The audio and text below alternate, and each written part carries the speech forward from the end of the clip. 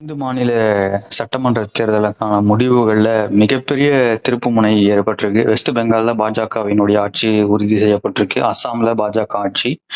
புதுச்சேரியிலும் என்டிஏ தலைமையிலான கூட்டணி. காங்கிரஸ் கேரளால ஆட்சி அமைச்சிருக்காங்க. இங்க தமிழகத்துல திமுகவுக்கு சரியான அடி கொடுத்திருக்காங்க மக்கள் இந்த தேர்தல்ல. முதலமைச்சர் ஸ்டாலினே கொளத்தூர் தொகுதியில ஜெயிப்பாரா தோப்பாரான்ற கேள்வி எழுந்திருக்கு. கிட்டத்தட்ட 9,000 வாக்குகள் வித்தியாசத்துல பின்னடைவுல இருக்காரு. நீங்க எப்படி மேடம் பாக்குறீங்க? திமுகல பல முக்கிய அமைச்சர்கள் பின்னடைவுல தான் இருக்காங்க. 3வது இடமெல்லாம் துரைமுருகன் காட்பாடியில இருக்கார். வணக்கம். உங்களுக்கு உங்க நேயர்களுக்கு வணக்கம். இது தமிழ்நாட்டுக்கு ஒரு பொற்காலம். சலிச்சு போய் மக்கள் காங்கிரசுக்கு மாற்றாக திராவிட இயக்கத்தை கொண்டு வருவோம், ஊழலின் உச்சக்கட்டம் காங்கிரஸ், அப்படி இப்படிலாம் காமராஜர் ஆட்சியை கொச்சப்படுத்தி இவங்க ஆட்சிக்கு வரணும்னு ஒன்னே ஒண்ணு செஞ்சுக்கிட்டே என்னன்னு முதல் காலகட்டத்துல மொழி எதிர்ப்பு, மாநில உரிமையை மீட்போம், இந்த 2 தாரக மந்திரம். அதுக்கப்புறமா சேர்த்தது பாஜக ஆட்சி வந்ததுக்கு அப்புறம் பாஜகவை மதவாத கட்சி, இங்க நுழைஞ்சிடக்கூடாது, அது பாஜக வந்தானா வெறியர்கள், அந்த மாதிரி எல்லாம் மோடி அவர்களை தாக்குதல், இப்படியாக பண்ணிட்டே இருந்தாங்க. அதுக்கு அடுத்த ஸ்டெப் பாத்தீங்கன்னா இப்ப விஜய் அவர்களை கையில எடுத்துட்டு அவருடைய பர்சனல் லைஃபை கொச்சப்படுத்துறது, அவர் ஒரு கூட்டத்துக்கு போனா மக்களா எழுச்சி வரைச்ச அதை கட்டுப்படுத்துறதுக்கு 1008 போலீஸை கையில வச்சுக்கிட்டு நெருக்கடி கொடுக்கறது, அவர் துச்சமா மதிக்கிறது, கேவலமா பேசுறது, இப்படியெல்லாம் பண்ணி ஒருத்தரை வெறுப்பேத்தி பண்ணணும். மக்கள் அவங்களை வெறுத்துட்டாங்க. முதல்ல வெறுத்த காரணம் என்னன்னாக்க, எல்லாத்துக்கும் கலைஞர் ஆட்சியாவது மக்கள் கொஞ்சம் சுமார் அந்த மாதிரி தெரிஞ்சது. ஸ்டாலின் ஆட்சியில எல்லாமே கலைஞர், எல்லா திட்டத்துக்கும் கலைஞர். இவங்க அப்ப வீட்டு சொத்தை கொடுத்த மாதிரி இந்த திமுக பண்ண அயோக்கியத்தனமான செயலை வன்மையாவே மத்திய உயர்நீதிமன்றம் கண்டிச்சது. வேற பேரை வைக்க முடியாதுன்னு. அதையும் தாண்டி இப்படியே பண்ணிக்கிட்டதுனால வெறுத்து போய் ஒரு காலகட்டத்துல மக்கள் பதிலடி கொடுக்கணுங்கிறத கையில் எடுத்துதான் இன்னைக்கு அற்புதமா இந்த முடிவு பண்ணியிருக்காங்க. முக்கியமா ஊழலுக்கு எதிரான யுத்தம், திராவிட இல்லாத தமிழகம். திராவிடங்கிறது இது மாதிரி வேப்பில கிடையவே கிடையாது. இவங்களா உருவாக்கிட்டு தெலுங்கு பேசிட்டு ஒண்டி ஓடி இந்த தமிழகத்துல ஒண்டி கட்டையா உள்ள சொருகிட்டு அந்த குடும்பம் இன்னைக்கு பண்ண அழிச்சாட்டியங்களுக்கு முற்றுப்பள்ளி வச்சிருக்குது.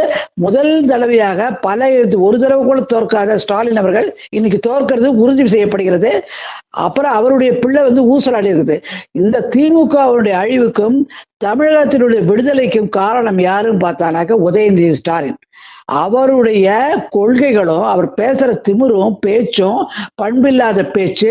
அவர் மட்டும் இல்ல, இந்த ஒரு காலத்துல எனக்கு தூக்கமே வரமாட்டேங்குது, காலையில எழுந்த எந்த விதமான தகராறு இருக்குமோ என்ன விஷயம் வருமோ சொன்ன ஸ்டாலின் அவர்களுடைய மனவேதனையில இவங்க மத்திய அந்த மற்ற குழு இருக்க அந்த அமைச்சர்கள் அவங்க நடந்து கொண்ட செயல்கள் எல்லாம் அவங்க ஊழலுடைய உச்சக்கட்டம்.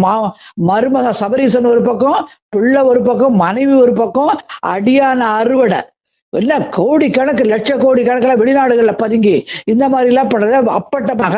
காரணம் போதை கலாச்சாரத்தை கொண்டு விற்கிறதுல கோடி கணக்கில் லாபம். அதே மாதிரி மது, டாஸ்மாக குறைக்கிறேன்னு திறந்து விட்டு அதுல மக்கள் சாவு, பெண்கள் கற்பழிப்பு, குழந்தைகள் தாழ முடியல மக்களுக்கு.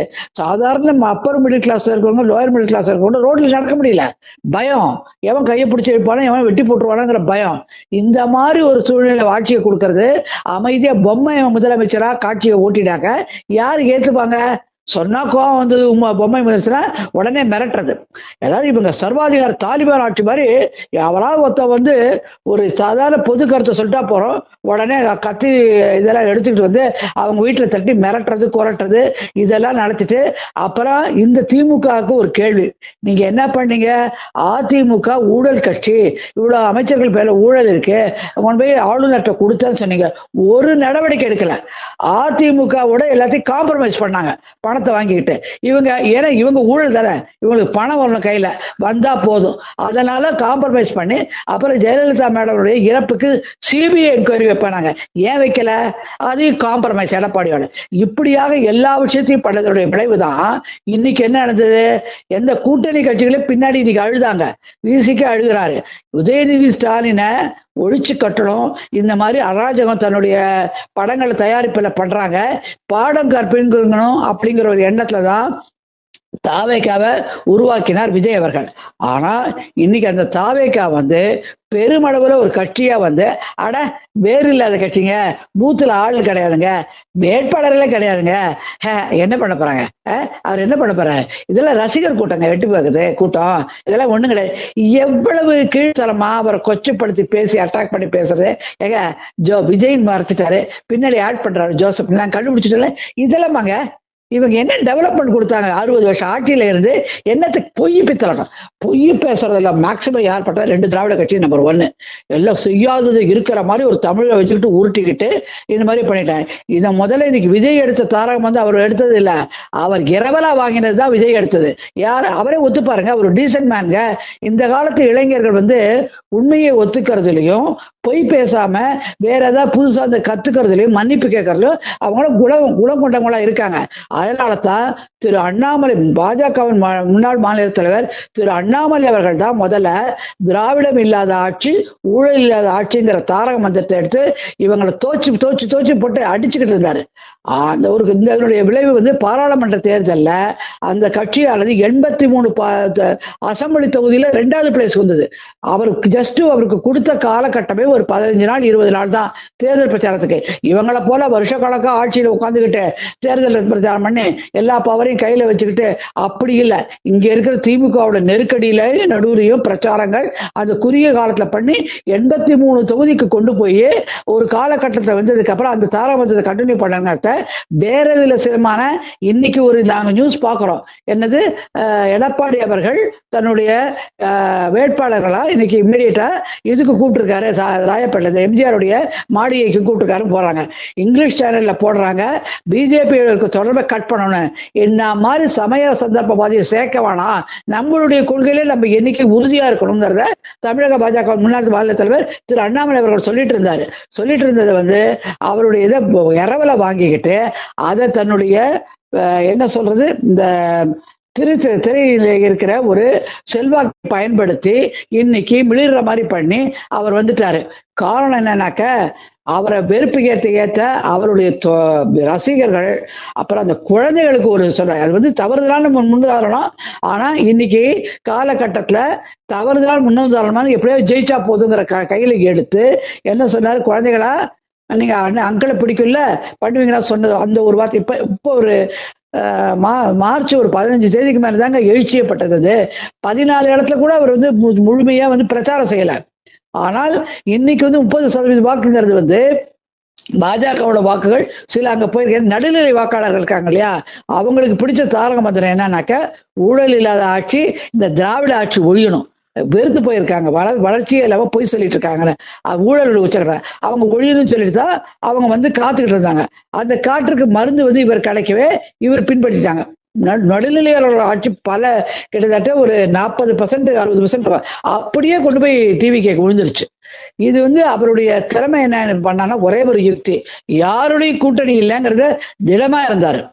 ஆனா திடமா இருந்தாலும் அவர் சொன்னது தமிழகத்தை பத்தி கொச்சையா பேசல, மத்திய அரசை பத்தி ஏதாவது இணைஞ்சுதான் வேலை பண்ணணும், அப்பதான் ஆட்சி இந்த தமிழக வளர்ச்சி அடையெல்லாம் பேசினாரு.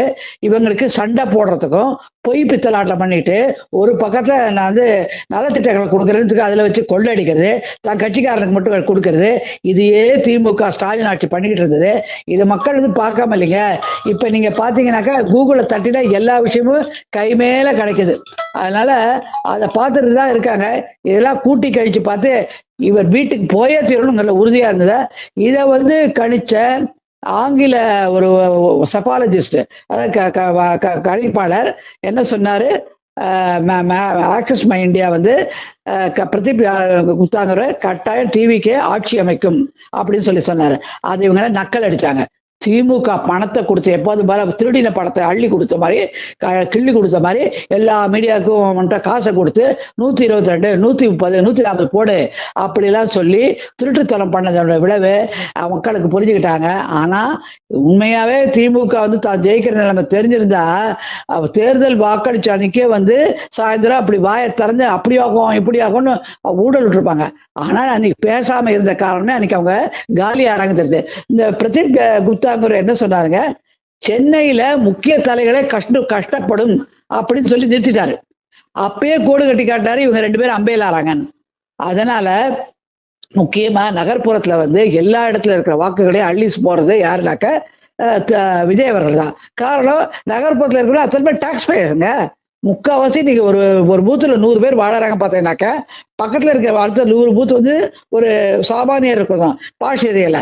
இப்படி பேலன்ஸ் ஆகும். இந்த 100 பேர்ல என்ன பண்றாங்க, ஐய நம்ம டாக்ஸ் பணத்தை எடுத்துட்டு கொடுத்து ஸ்டாலின் கலைஞரிடம் உங்களிடம் இப்படி அந்த அட்வர்டைஸ்மெண்ட்டுக்கு செலவழிச்ச பணத்தை பாருங்களேன்.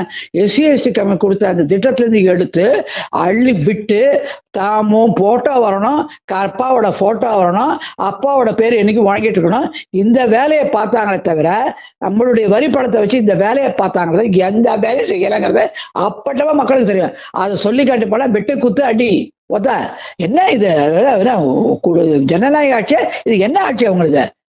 மக்கள் கண்ணு மூடிக்கிட்டு இருப்பாங்க தான். நம்ம பெண்களுக்கு நலத்திட்டங்கள் கொடுத்துருக்கோம், பெண்கள்லாம் எங்க பக்கம், நாங்க நோவே பெண். அதே மாதிரிதான் ஜெயலலிதா அம்மா வந்து தாலிக்கு தங்கம், அது என்ன உணவகம், அம்மா உணவகம், இந்த மாதிரி பல சைக்கிள், இதெல்லாம் நிறைய நலத்திட்டங்கள் கொடுத்தாங்க.